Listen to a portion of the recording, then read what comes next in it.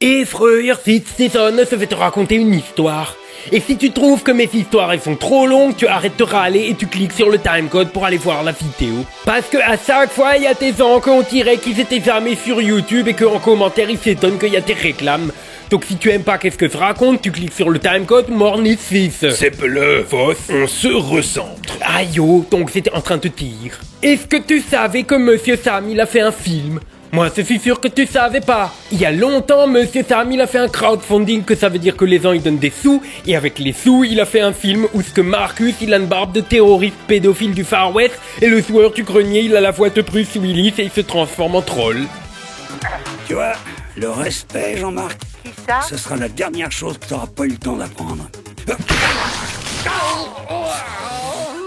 Putain, mais hey, j'ai rien à voir avec vos trucs de karaté, moi, merde. Yes, yes, oh bravo les amis.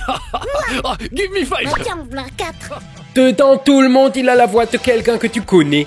Il y a Goku, Vegeta, Julia Roberts, Jim Carrey, Morgan Freeman, et même le capitaine Haddock. Faites gaffe, patron, ils ont l'air plus dangereux que vos syndicalistes. Ah ouais? Et dans le film, il se passe que du n'importe quoi. Et si tu veux le regarder, il est sur YouTube. Je te mets le lien dans la description, Kel. Et alors, qu'est-ce qui se passe quand on a fait un film? Et ben après, on fait un jeu vidéo. Alors, Monsieur Sam, il m'a dit, c'est j'ai fait un jeu vidéo pour mon film. Alors moi, j'ai dit fausse, un jeu vidéo avec des graphismes comme Red Dead Redemption. Et là, il m'a dit, né, on a fait encore beaucoup plus pire. On a fait un jeu pour la NES. Et il a fait un film pour montrer le jeu qu'il a fait avec le film. L'œil.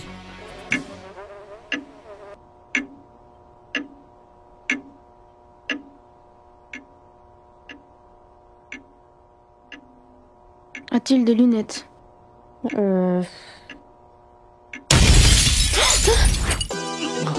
Bon les enfants. Papa! J'ai une triste nouvelle les enfants. Votre mère est morte. Oh non!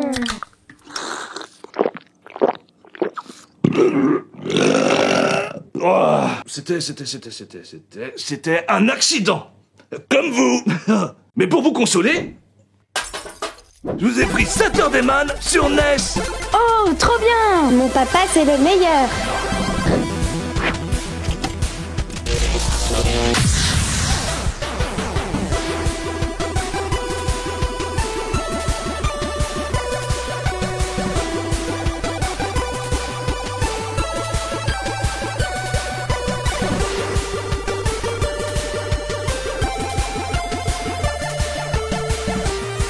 Allez, on se donne là un petit peu. C'est quoi ces joueurs là?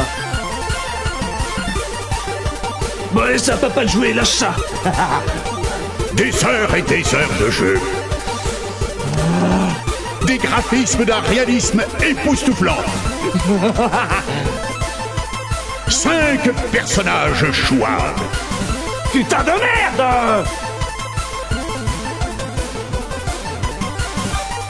Saturday Man, le jeu, exclusivement sur cassette à mémoire NES.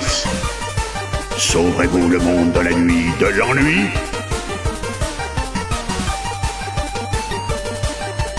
Esquin, t'es tourné, Kel. Sauf que moi, j'ai dit Monsieur Sam Piscan Frucht. Et pas que parce que dans ton film, le joueur du grenier, il prend de la drogue et après il explose. Parce que moi, j'ai pas de NES, alors comment que je fais jouer au jeu? Et là, Monsieur Sam, il m'a dit angst. Sauf qu'il me l'a pas dit en alsacien, il me l'a dit en belge. Il m'a dit que le jeu, on peut l'acheter pour jouer sur un ordinateur. On peut aussi acheter la cartouche pour NES si on a une NES, ou si on a envie d'avoir une jolie cartouche pour faire croire qu'on a une NES, ou pour jouer avec un copain qu'il a une NES. Et on peut même avoir le disque avec la musique. Sauf que le disque, c'est le vieux disque noir en vinyle qu'il y a que ma Oma qui a le tourne-disque pour l'écouter. Moi, je crois que Monsieur Sam, en fait, c'est un vampire, hein, et qu'il a au moins 100 ans, et que c'est pour ça qu'il fait que des trucs de vieux. Peut-être que c'est pour ça qu'il est roux, hein, c'est parce qu'il a tétain avec l'as. Mais Monsieur Sam, il m'a dit que la musique aussi, on peut l'acheter en MP3 pour l'écouter sur l'ordinateur ou dans la voiture. Et il m'a demandé si je pouvais faire la réclame. Somor Ortung. Dans la description, il y a le lien où ce que tu peux aller voir le film. Une fois que tu auras vu le film et que tu auras envie d'écouter la musique et de jouer au jeu vidéo, il y a le lien de la boutique. Mais peut-être que tu vas me dire, mais moi je sais pas comment qu'il est le jeu, et peut-être que c'est trop difficile, alors je suis pas sûr que j'ai envie de l'acheter. Alors Monsieur Sam, il m'a aussi donné un lien où ce que quand tu cliques dessus, tu peux jouer à la démo du jeu et même que c'est gratuit. Et ensuite, une fois que t'es sûr que t'as envie de l'acheter, tu utilises le code ASTRO où il y a 10% de réduction sur tout qu'est-ce que t'achètes. Enfin, Ordnung, le code il fonctionne que pendant 2 semaines. Après c'est fini. Donc tu oublies pas. Tous les liens ils sont dans la description. Hop là, la réclame elle est finie. Sus.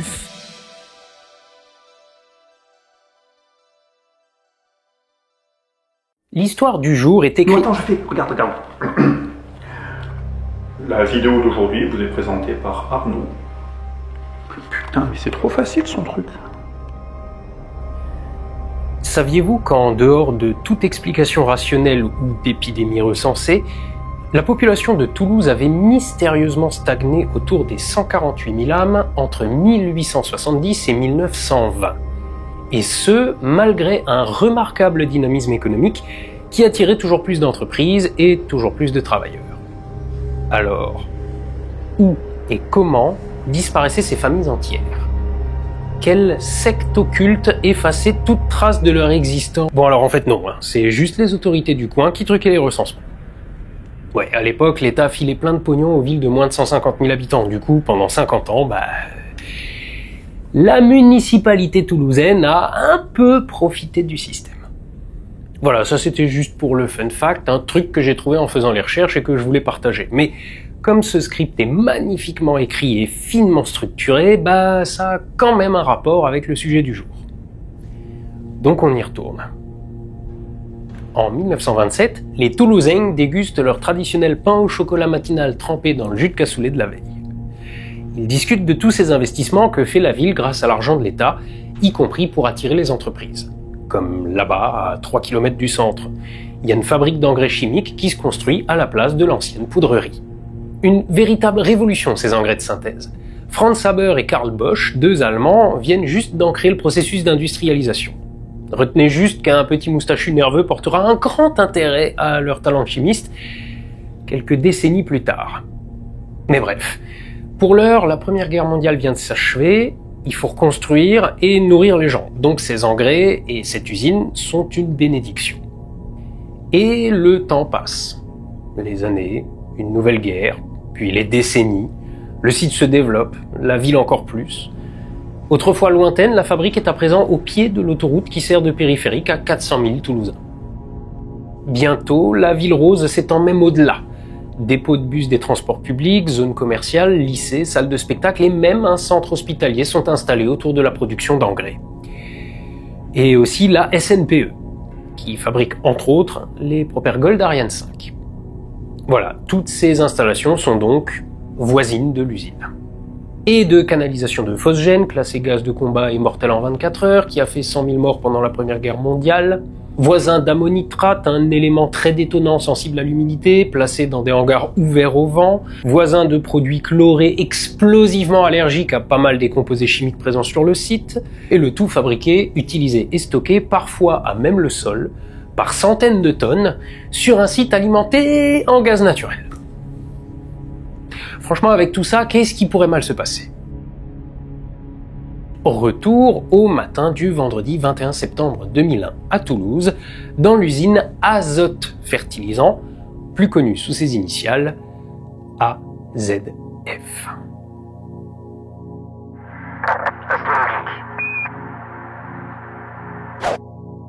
Vous connaissez la Lombardie ? C'est une région du nord de l'Italie, frontalière avec la Suisse.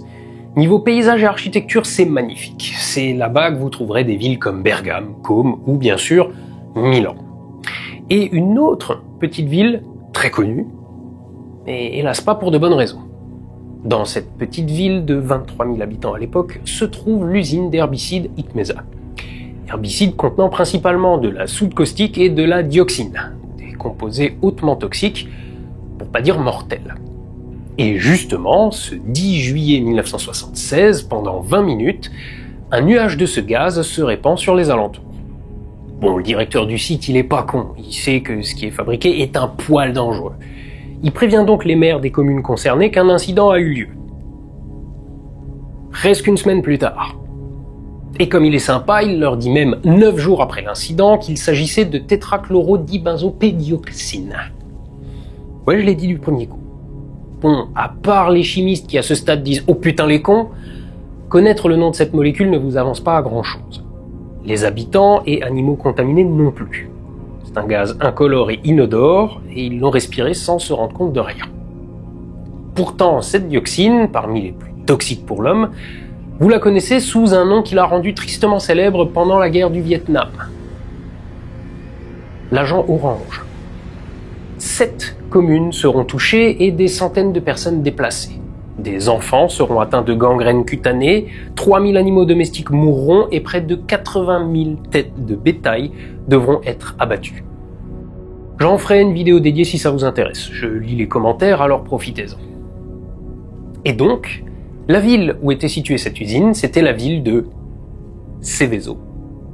À une époque où le YOLO régnait parfois en maître, aucun plan d'information des risques, d'alerte, d'intervention, de secours ni de quoi que ce soit n'était prévu par la société gérante du site.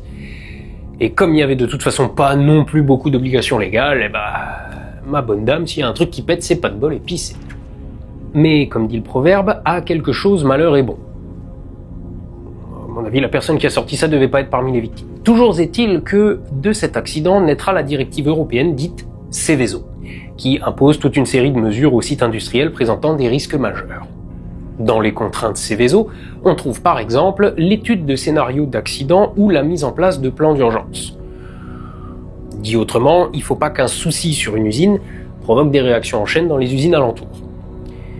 Et ça, vous vous en doutez, on y reviendra. Historiquement, AZF est implanté sur l'ancienne poudrerie de Toulouse, dont l'origine remonte à Louis XIV.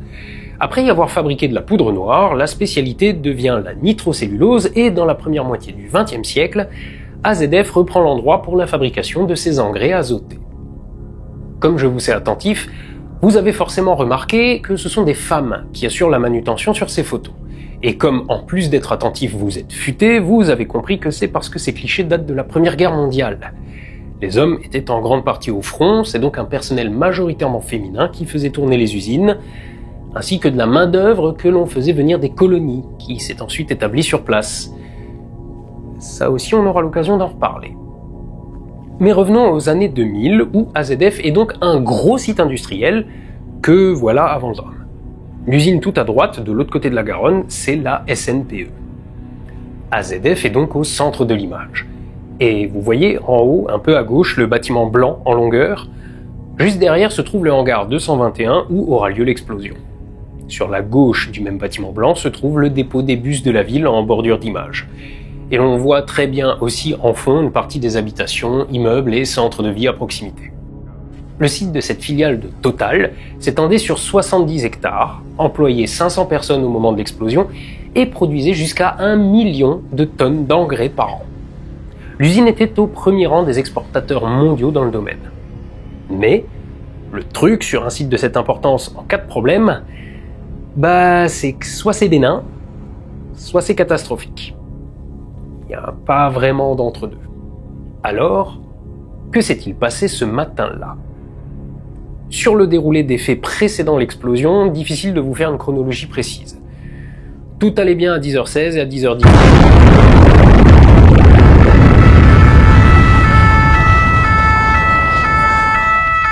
Le désastre n'a pas été précédé d'un incendie, par exemple, ni d'une dégradation progressive de structures, comme dans la distillerie de Boston.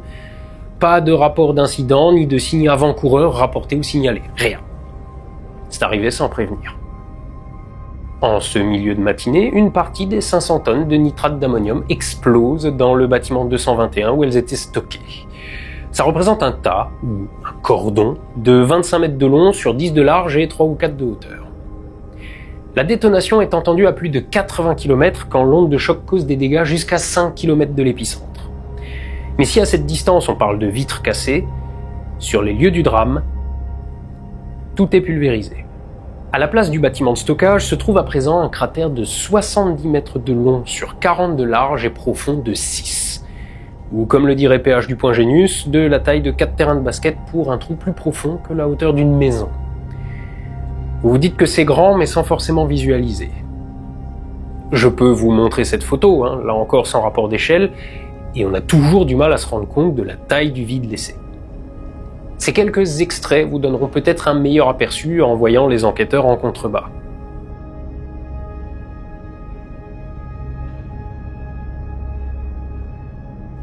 de l'usine, il ne reste rien.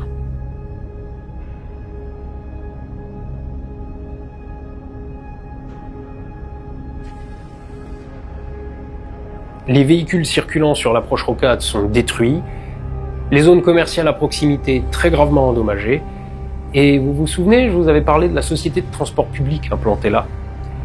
Ça, c'était avant que les 150 bus ne soient anéantis. L'explosion cause plus de 2 milliards d'euros de dégâts. Le bilan humain direct est lourd, mais aurait pu l'être bien plus étant donné l'emplacement de l'usine, entourée de zones d'habitation et de magasins.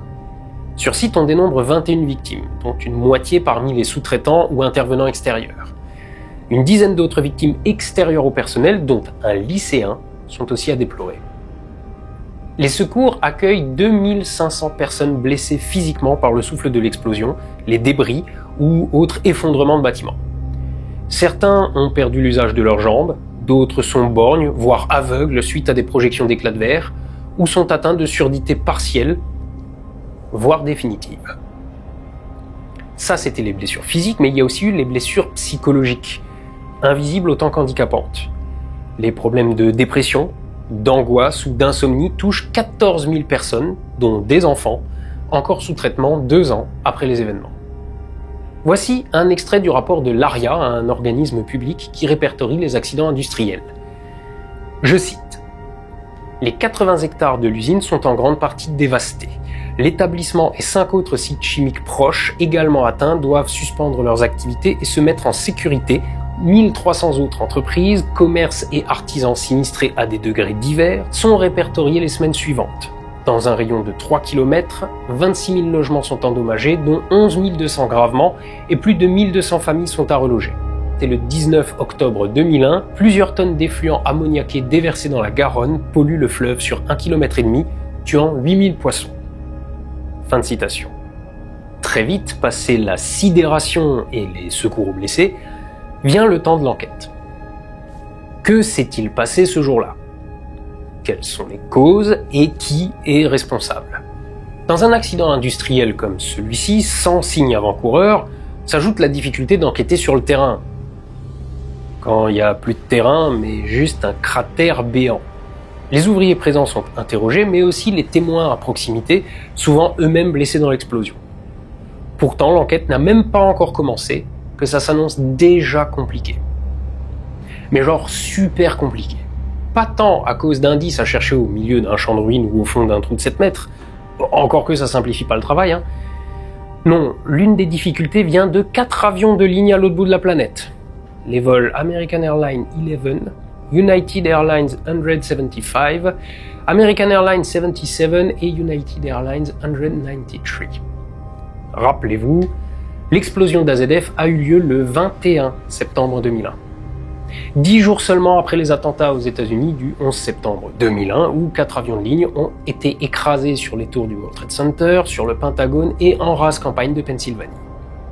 Pour celles et ceux de moins de 25 ou 30 ans qui en ont entendu parler, ces attentats ne sont sans doute pas très marquants. Je veux dire, pour vous, c'est juste de l'histoire. Vous pouvez trouver horrible, hein, c'est 3000 morts et 6300 blessés, mais vous avez toujours vécu avec.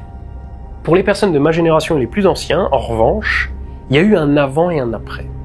Celles et ceux qui se souviennent de ces attentats se souviennent où ils étaient, ce qu'ils faisaient et s'en souviendront toute leur vie. C'est un sentiment difficile à retranscrire car, même de façon diffuse, on sentait que quelque chose venait de changer. Maintenant, imaginez, on est 10 jours à peine après que la première puissance mondiale ait été frappée en plein cœur par 4 attentats majeurs qui laissent le monde en état de sidération. Et on a 1, voire 2 explosions qui causent des dégâts sur 10 km de diamètre dans la 4e ville de France. Autant dire que le public et les autorités sont sur les dents. Et quand les autorités sont sous pression, que font-elles ? Bah de la merde. En l'occurrence, le procureur de Toulouse en charge de l'enquête annonce 3 jours seulement après son ouverture: nous privilégions à plus de 90% la piste accidentelle. Les chances qu'il s'agisse d'un accident sont majoritaires et ne laissent que très peu de place à un acte de malveillance. Les décombres fument encore, les experts et enquêteurs n'ont même pas eu le temps d'ouvrir le dossier que le procureur a déjà sa conclusion. Ceci dit, il n'est pas le seul. Les présidents et premiers ministres de l'époque, Chirac et Jospin, en ont fait de même. Il s'est même dit dans la presse, je cite, « Si Paris veut que ce soit un accident, ce sera un accident. » Bon, sur le fond et à défaut d'approuver, je peux au moins essayer de comprendre ou d'expliquer. Peut-être s'agissait-il de ne pas affoler la population avec la présence d'une menace terroriste sur notre sol. Peut-être que c'était pour pas risquer de stigmatiser la population musulmane déjà montrée du doigt suite aux revendications de Ben Laden. Peut-être était-ce pour donner une impression de contrôle et de sécurité d'un gouvernement qui tient la barre. On peut imaginer plein de choses, surtout qu'à ce stade, on ne sait rien de ce qui s'est passé. Donc c'est peut-être vraiment un accident. Ou pas. Mais dans tous les cas, quel crédit accorder à une enquête officielle dont les conclusions semblent déjà actées ? Ceci étant, le procureur et le gouvernement peuvent déclarer ce qu'ils veulent, les experts et enquêteurs, eux, font leur travail. Ils doivent aux victimes des explications sur la plus grande catastrophe industrielle française depuis 1945. Alors, je vais essayer de vous faire un résumé à peu près complet des différentes thèses des parties en présence, mais retenez bien que dans toutes les conclusions présentées, chaque partie a retenu sa thèse la plus probable. Il n'y a pas d'enregistrement vidéo du site et l'épicentre n'est plus qu'un immense cratère de 70 mètres. Tous ces travaux se fondent sur des témoignages, des preuves indirectes et des reconstitutions basées sur des suppositions. En plus de ça, il y a des intérêts politiques et économiques en jeu. Encore aujourd'hui, cette affaire est un gros sac de nœuds qui ne sera sans doute jamais à 100% démêlé. Donc bon, faisons au mieux. Et donc, pour expliquer l'explosion du site d'AZF, les principales... Ah non, j'oubliais un autre point.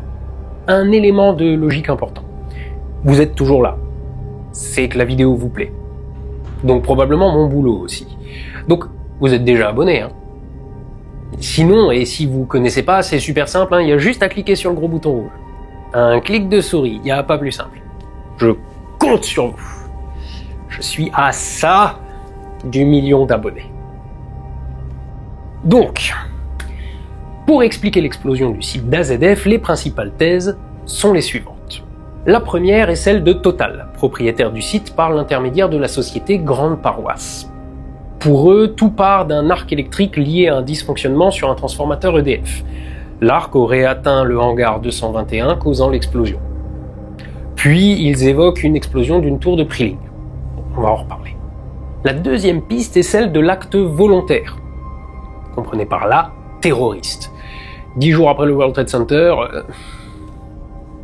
difficile de ne pas l'envisager.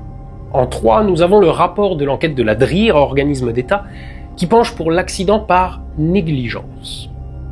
En 4, des associations de victimes pour qui l'explosion est la conséquence directe du mauvais état du site. Total serait alors le responsable direct du fait du manque d'investissement et d'entretien. Et cinquièmement, des experts indépendants qui avancent la thèse de 2 explosions, dont la première sur le site de la SNPE.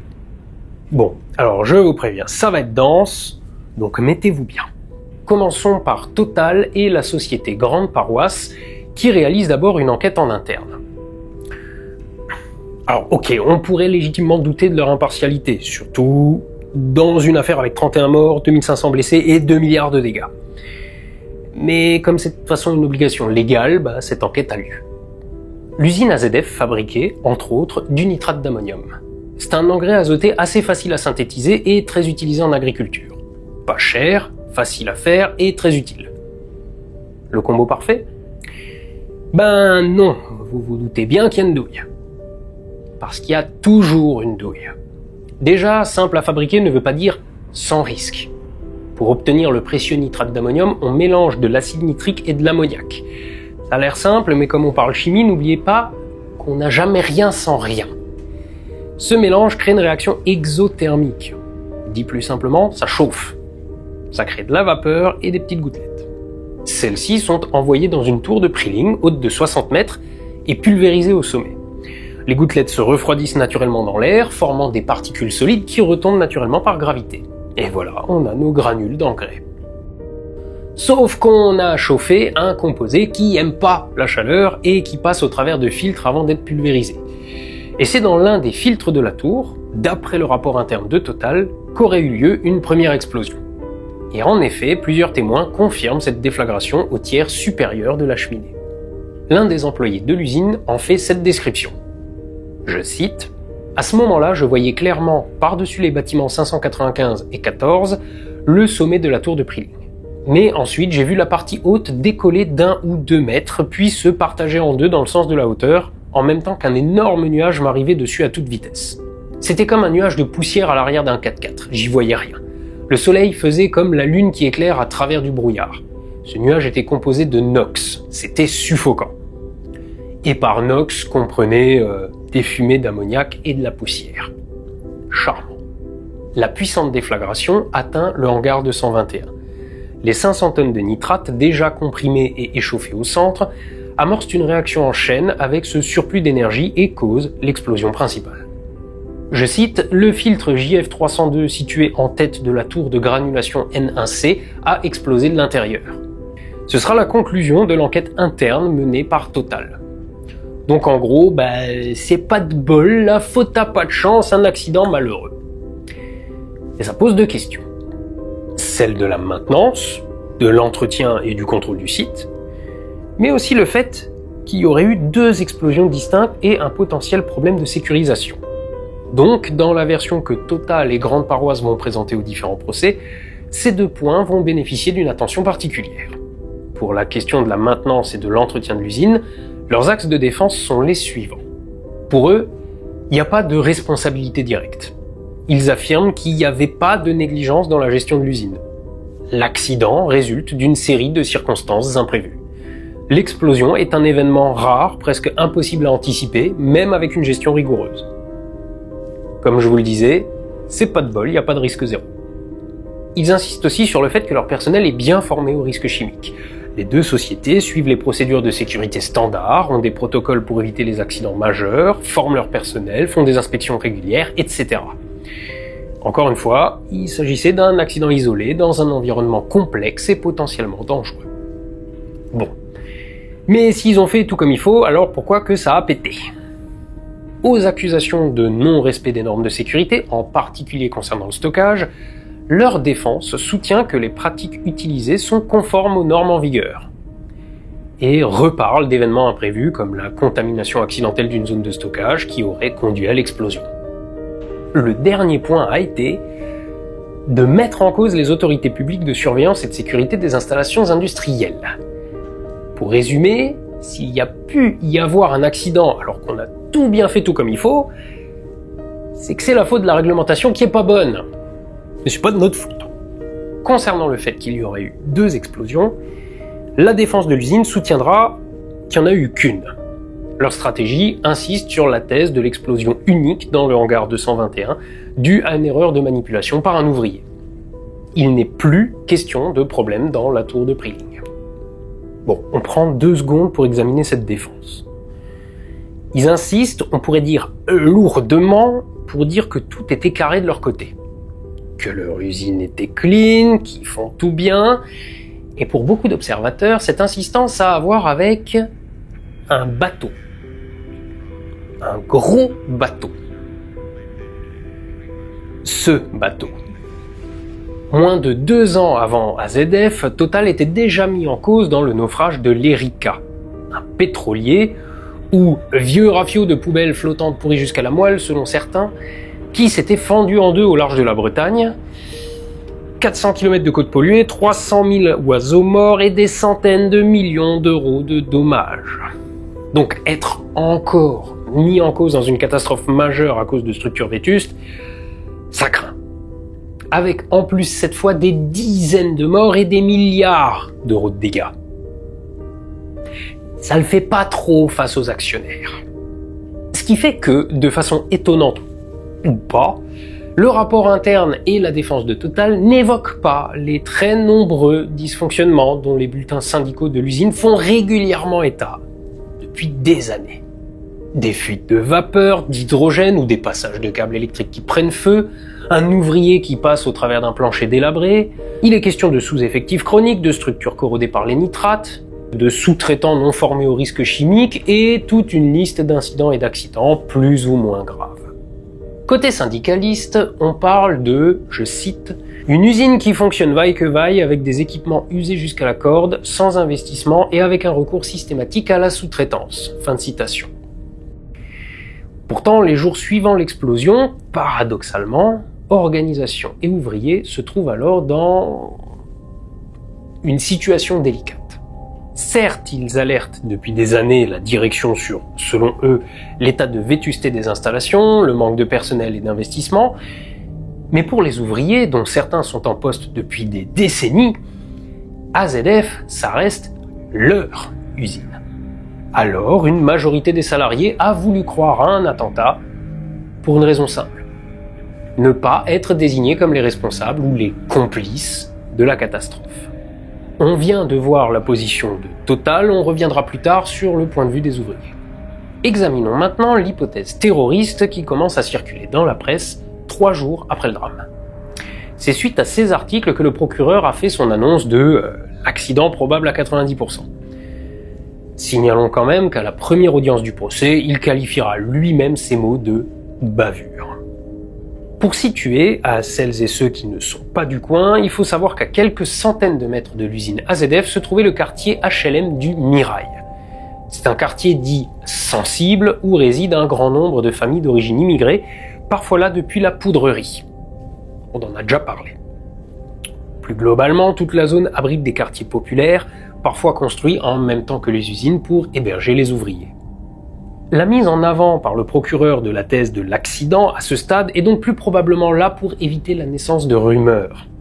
Du genre un tel qui aurait vu machin près de l'usine avec un sac à dos et qui avait l'air bizarre, ou bidule qui a été contrôlé et a promis de se venger, ce genre de on dit qui peuvent dégénérer en psychose. Mais alors, la thèse de l'attentat, crédible ou pas ?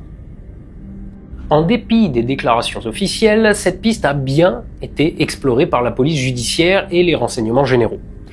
Déjà parce que c'était une hypothèse raisonnable, ensuite parce que des revendications ont été reçues par la presse et la gendarmerie locale. La première au nom du djihad islamique, un nom un peu fourre-tout utilisé par pas mal de groupes radicaux dans le monde, mais aucun d'implanté en France à ce moment-là. L'autre d'un mystérieux Alpha Bravo, dont personne n'a jamais entendu parler ni avant, ni après. Bon, dans les deux cas, il n'y a pas de revendication précise et aucun de ces deux groupes n'apporte la preuve qu'il est l'auteur du drame. Ces deux pistes sont donc écartées. L'hypothèse de l'attentat par un homme isolé est explorée un temps. En effet, un intérimaire décédé dans l'explosion aurait porté une tenue qui évoque certains kamikazes islamistes. Comprenez ? Il portait 5 slips et caleçons superposés, ce qui est supposé protéger son organe de plaisir avant de rejoindre Dieu. Faites ce que vous voulez de cette idée. Bon, ceci étant, son corps a été retrouvé à des dizaines de mètres du cratère, donc il était certainement pas au centre de l'explosion comme un kamikaze l'aurait été, ce qui n'aurait alors rien laissé de lui.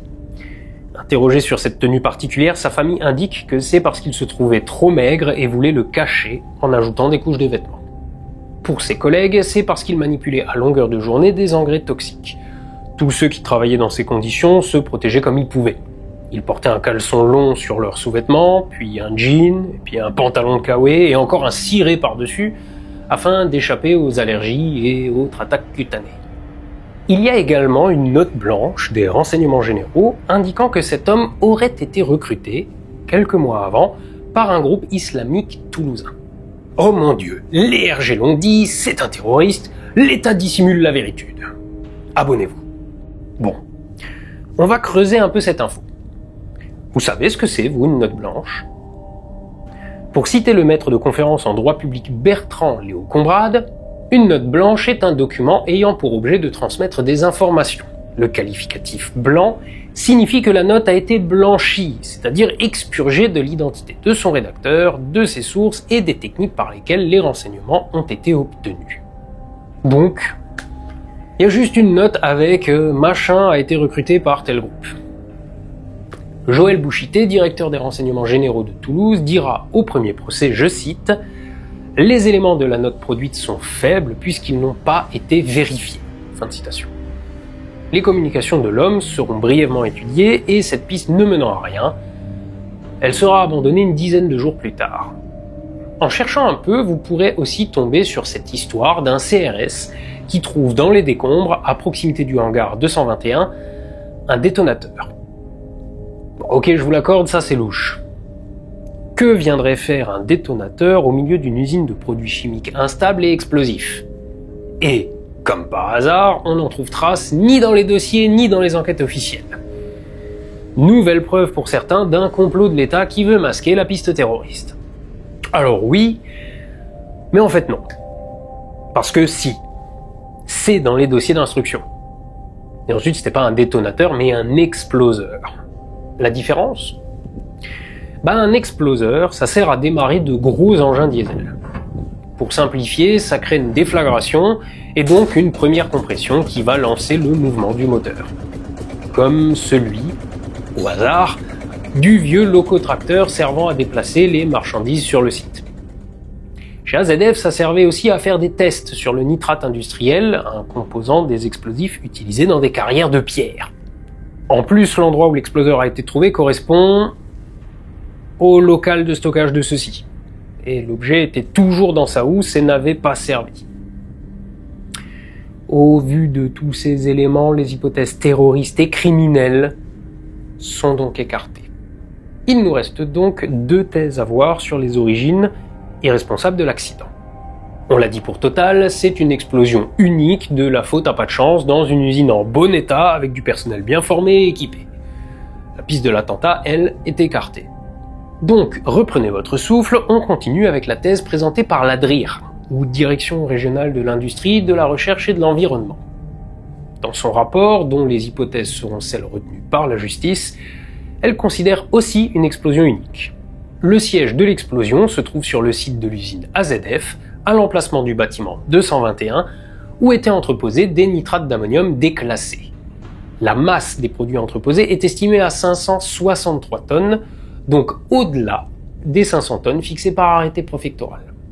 La DRIR estime qu'il n'y a eu qu'une explosion équivalent à une masse de 100 tonnes de TNT, soit 0,1 kilotonnes si vous comptez en bombe nucléaire. Celle-ci a généré un double bang créé par la propagation dans le sol d'une onde sismique suivie d'une onde aérienne.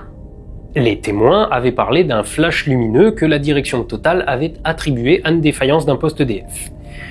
Pour la DRIR, ce flash est consécutif à l'interaction, dans l'air, de la détonation du nitrate avec l'aluminium de la toiture.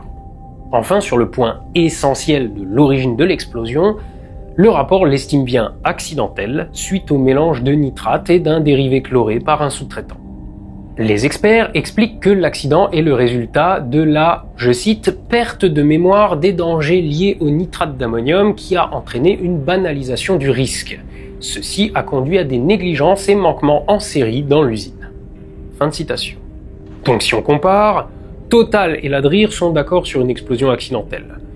Total dit c'est la faute à pas de chance, on a tout fait bien, c'est pas de notre faute, et la DRIR dit manque ou absence de formation, manquement de la direction, responsabilité de l'usine.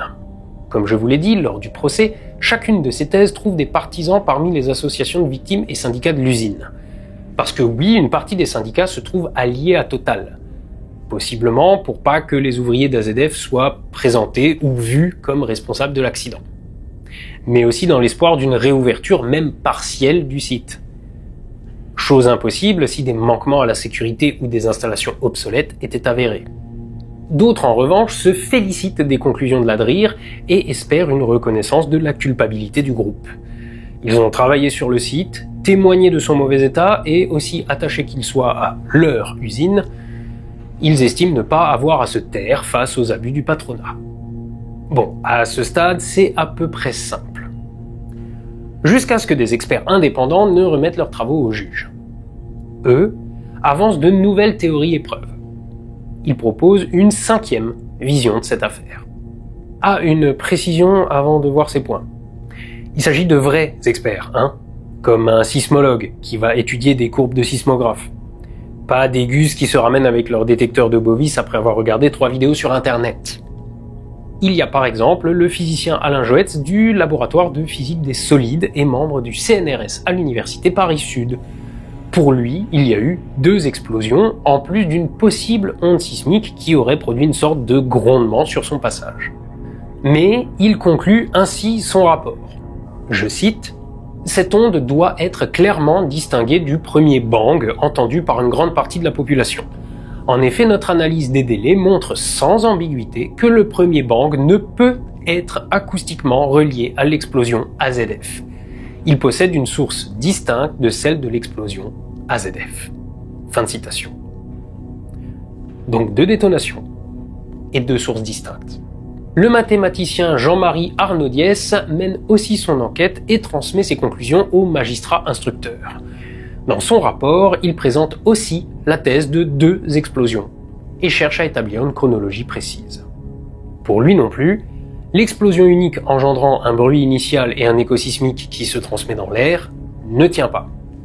En effet, dans cette hypothèse, le délai entre les 2 sons devrait être de plus en plus important à mesure qu'on s'éloigne de l'épicentre. Or, les récits des témoins et plusieurs enregistrements audio à des distances diverses d'AZF prouvent que le délai entre les 2 sons reste constant, entre 8 et 10 secondes. D'autre part, des témoins situés dans des étages de bâtiments ou sur des ponts d'autoroute ont entendu 2 détonations bien distinctes, ce qui est incompatible avec un écho sismique. Preuve, selon sa démonstration, qu'il y a bien eu 2 explosions. Son étude acoustique situe la source de l'explosion initiale sur le site de la SNPE. L'explosion principale, peu après, est bien sur le site d'AZF. Ensuite, pour dater l'heure précise des explosions, il se base sur les relevés d'EDF montrant une rupture de ligne électrique à 200 mètres du cratère. Il compile aussi les relevés téléphoniques d'employés de l'usine dont les communications sont coupées à l'arrivée de l'onde de choc. Il utilise aussi d'autres éléments comme des déconnexions de réseau, des incidents horodatés dans les usines alentours ou des enregistrements de sonomètres. Tout ceci lui permet d'établir avec certitude l'heure des explosions. À 10h17 et 56 secondes pour la première, très vraisemblablement à la SNPE, à 10h18 et 5 secondes dans le hangar 222 d'AZF. Enfin, comme autre preuve d'une double explosion, citons l'enregistrement d'un comité d'entreprise d'Air France. Bon, ok, c'est a priori pas le truc le plus funky qu'on puisse rêver d'écouter, mais des journalistes y apprennent qu'il y a d'abord un fort bang, assez court, que les personnes présentes pensent être un franchissement du mur du son par un avion, et quelques secondes plus tard, un second bang, long d'environ 2 secondes, retentit. Les vitres se brisent et plusieurs objets tombent au sol. Les dégâts sont importants alors que la réunion a lieu à l'aérodrome de Toulouse-Montaudran, situé à plus de 4 km d'AZF. Et les caractéristiques de ces 2 détonations sont incompatibles avec la thèse de l'onde sismique. Pour autant, ces études ne plaisent pas aux parties civiles qui voient dans ces experts des personnes payées par Total pour semer le doute quant à sa responsabilité. En effet, si on admet qu'il puisse y avoir une cause externe à l'explosion d'AZF, il serait impossible de déclarer l'usine coupable. Sans rien pour prouver ou infirmer, l'accusé a le bénéfice du doute. C'est là-dessus d'ailleurs que mise grande paroisse est Total. Surtout que ces thèses impliquent toutes la SNPE, une entreprise mitoyenne à AZF et qui fabriquait donc, entre autres, le carburant pour Ariane 5. Vous voyez, il y a toujours un lien avec l'astronomie. Et comme vous êtes toujours aussi malin, en tant qu'enquêteur, vous seriez sûrement allé faire un tour sur place, ou au moins interroger les responsables pour avoir plus d'infos. Bon, je vous rassure, les magistrats instructeurs y ont pensé aussi. Bon, petite info avant ça, vu ce qu'ils y fabriquent, la SNPE est aussi classée Céveso. Et vous vous rappelez d'une des contraintes de ces sites, celle qui parle d'éviter les effets dominos? Pour l'heure, attardons-nous sur l'inspection de la SNPE qui a dû se passer à peu près comme ça. Toc toc. Bonjour monsieur SNPE, on est enquêteur et on voudrait visiter votre site. Bonjour, désolé, mais non, on est classé secret défense, au revoir. Ni inspection, ni collaboration, les portes sont restées closes. Et c'est bien dommage parce que le matin du drame, dès 4h30, de nombreux habitants proches de la SNPE ont signalé et se sont plaints de fortes odeurs les prenant à la gorge. Odeurs ressemblant à de l'ammoniac qui se crée lors de la décomposition de l'hydrazine, carburant hypergolique pour fusée, et fabriqué sur le site. L'auto-oxydation de l'hydrazine génère une grande quantité d'énergie et, en présence d'air, peut même devenir explosif. Et ça aime pas la chaleur. Et ça aime pas non plus les nitrates. Une hypothèse alors soulevée est celle d'une fuite de vapeur d'hydrazine de la SNPE. Porté par le vent, ce nuage est aspiré par la tour de Prilling d'AZF où le mélange, par nature instable, rencontre beaucoup de chaleur et des nitrates. Le gaz réagit en premier et s'enflamme, créant la lumière ou arc électrique, vu par les témoins. Cette première réaction fait réagir les granules d'ammonium de la tour qui explosent. L'énergie de l'onde de choc atteint le hangar 221 où sont mal stockés et mélangés les rebuts de production, ce qui provoque l'explosion principale. Un possible et bel effet domino donc. Mais impossible à prouver. Finalement, des mois plus tard, une visite d'experts judiciaires à la SNPE aura lieu, strictement encadrée par une vingtaine de vigiles. Entre-temps, l'entreprise a multiplié les recours pour empêcher ces inspections et rappelle qu'elle était victime et seulement victime d'AZF. En effet, avec une telle proximité, la SNPE a eu des dommages et déplore même la mort d'un agent de maîtrise. Les bâtiments proches du hangar 221 d'AZF sont bien sûr les plus touchés, mais étrangement, on trouve aussi des bâtiments beaucoup plus éloignés où des bardages et toits sont manquants, au milieu d'autres structures encore en bon état. Est-ce là la trace d'une première explosion qui aurait libéré de l'hydrazine ? Secret défense. Impossible de savoir si les dommages constatés à la SNPE sont la cause ou la conséquence d'AZF. Au premier procès, la SNPE s'était donc portée partie civile. Total, dont l'État est actionnaire, conclura un accord de 150 millions d'euros de dédommagement avant la première audience, en échange de son désistement. Les uns y voient la preuve que Total a payé pour laisser planer le doute sur l'implication de la SNPE et donc créer un doute sur sa propre responsabilité. Les autres y voient une transaction secrète pour éviter à la SNPE d'être directement impliquée et ses installations regardées de trop près. Surtout qu'elle préparait alors la fusion avec un autre groupe. Ah ben je vous avais prévenu que c'était touffu, et encore j'ai essayé de faire simple.